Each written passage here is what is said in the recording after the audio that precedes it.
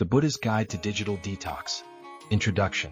Do you check your phone 96 times a day, feel anxious when you can't find it, scroll mindlessly for hours, only to wonder where your time went? If this sounds familiar, let's explore an antidote for our modern digital addiction. What if I told you that 2,500 years ago, a prince who renounced all his worldly possessions to seek peace discovered a remedy to this very issue? Today, we'll delve into the Buddha's ancient wisdom for breaking free from the anxiety generated by our hyperconnected world. The Buddha's insight. Consider this: Siddhartha Gautama, who later became known as the Buddha, was overwhelmed by constant stimulation, not from smartphones, but from the endless cycle of desires, distractions, and mental chatter that have always plagued the human mind. He discovered something profound: the root of suffering is not found in external circumstances, but rather in our attachment to them. Our incessant craving for the next experience or the next rush of dopamine is the source of our suffering. Does that sound familiar? Every notification, every scroll, and every compulsive phone check reflects a modern form of attachment. But the Buddha's solution is not to become a monk or to throw away your phone. It's far more practical and revolutionary. Understanding the problem.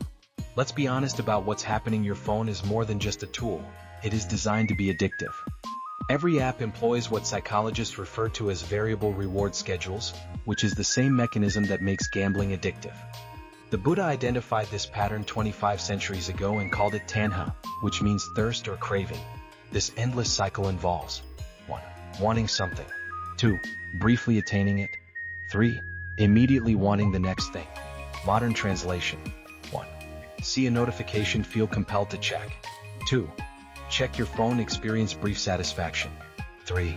Put your phone down, feel empty, and check again. The Buddha realized that this cycle of craving and fleeting satisfaction is the true source of all suffering. What's concerning is that tech companies have fully exploited this ancient human tendency. The real costs. The average person checks their phone every 12 minutes. 71% of people sleep with their phone within arm's reach. We spend over 7 hours a day looking at screens. Anxiety levels have risen dramatically alongside smartphone use.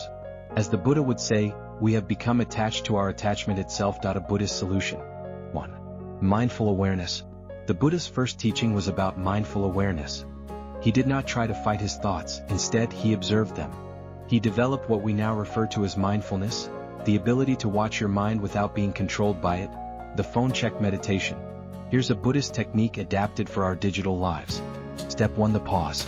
Before reaching for your phone, stop and take a conscious breath. Step 2. The question. Ask yourself, what am I looking for right now? Focus on what you're emotionally seeking. Is it a connection, validation, and escape from boredom? Step 3. The choice. Now make a conscious choice. Are you using technology or is it using you? Real example. Just yesterday, I found myself reaching for my phone while tackling a challenging work task. I paused and asked myself, what am I looking for? I realized I was seeking a distraction from my frustration. Instead of mindlessly scrolling, I took 3 conscious breaths and returned to my work with renewed clarity. The 4 foundations practice. The Buddha taught 4 areas of mindful awareness. Here's how to apply them in the digital realm. Body awareness. Notice your physical sensations. Recognizing your body's signals. When you use devices, do you notice tension in your neck or restless fingers? Your body can tell when you're overconnected. Feeling awareness. What emotions drive your phone use? Are you feeling lonely, experiencing FOMO, fear of missing out, or feeling anxious? Identify the emotion instead of medicating it with mindless scrolling. Mind awareness. Observe your thoughts during digital activities. Are they calm and focused, or are they scattered and unorganized? Are you present or constantly planning? Mental object awareness. What content are you consuming? Is it nourishing your mind or depleting it? Buddhist solution. Non-attachment. The Buddha's second teaching, non-attachment. Non-attachment doesn't mean not caring, it means not being controlled by outcomes. In digital terms, it is about using technology intentionally without becoming enslaved by it. The 3 forms of digital attachment. Buddha identified 3 types of attachment, which can manifest digitally. 1. Attachment to pleasure, social media, dopamine. Craving likes, comments, and shares. Endless scrolling for entertainment. Experiencing FOMO, fear of missing out. Attachment to views, echo chambers. Following only accounts that confirm your beliefs. Getting angry at opposing viewpoints. Needing to be right in the comment sections. Attachment to self, digital identity. Curating a perfect online persona. Measuring self-worth by online metrics. Fearing judgment for your posts. the non-attachment practice. Morning digital intention before opening any app. Set an intention: I will use this technology to serve my highest good, not to escape or seek validation. The 10-breath rule: when feeling compulsive digital urges, take 10 conscious breaths first.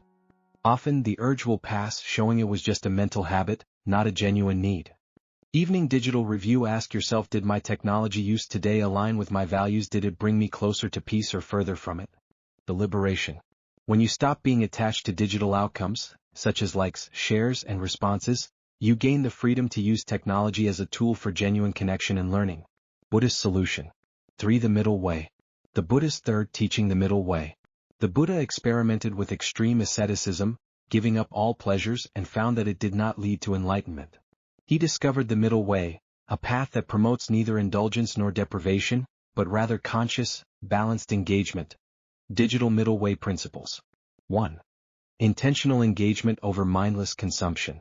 Choose specific times for social media use rather than checking it constantly. Follow accounts that inspire personal growth, not just entertainment. Use technology to create and connect, rather than solely to consume. Point 2.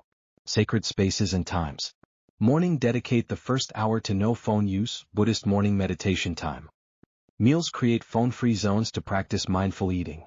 Evening: implement a digital sunset during the last hour to prepare for restful sleep. Point 3. The 24-hour news fast. The Buddha taught that much of our mental suffering stems from dwelling on things beyond our control. Modern news cycles feed this anxiety. Try this: dedicate one day each week to abstain from news consumption. Notice how your anxiety levels change. The Buddha would advise you to focus on what you can influence in your immediate environment. The practical framework. Daily digital Dharma practice. Morning: set your intention before using your first device. Midday: pause and breathe before each phone check. Evening: review your digital choices with compassion, not judgment. Modern application.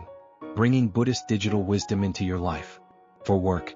Start meetings with one mindful breath instead of checking phones. Use the Pomodoro technique as modern meditation periods. Practice single tasking, emphasizing present moment awareness. For relationships. Put devices away during conversations to practice presence. Send thoughtful messages instead of quick reactions. Engage in video calls mindfully, maintaining eye contact. For personal growth. Replace some scrolling time with meditation apps. Follow accounts that teach wisdom, not just entertainment.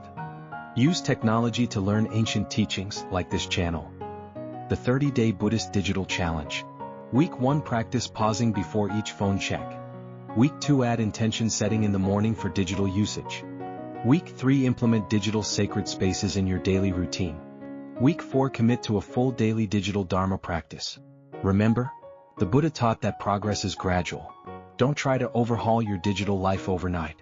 Small, conscious changes can lead to profound transformation. Your challenge: try the phone check meditation for 1 week. Before touching your device, pause and ask yourself, what am I looking for? Share your discoveries in the comments. Your insights might help someone else find digital peace. Subscribe for next week's episode: Confucius versus Cancel Culture, Ancient Wisdom on Handling Criticism. We'll explore how 2,500-year-old Confucian principles can help you navigate modern social conflicts with grace and wisdom. Question for comments: what is your biggest digital attachment? Is it social media validation, news anxiety, or endless entertainment? Let's support each other in finding the middle way. The Buddha taught that enlightenment is possible for everyone. In our digital age, that enlightenment includes a conscious and peaceful relationship with technology. As the Buddha said, peace comes from within. Do not seek it without. Your phone will never provide lasting peace, but you can cultivate a conscious relationship with it that promotes peace. I'll see you in the next Ancient Echo.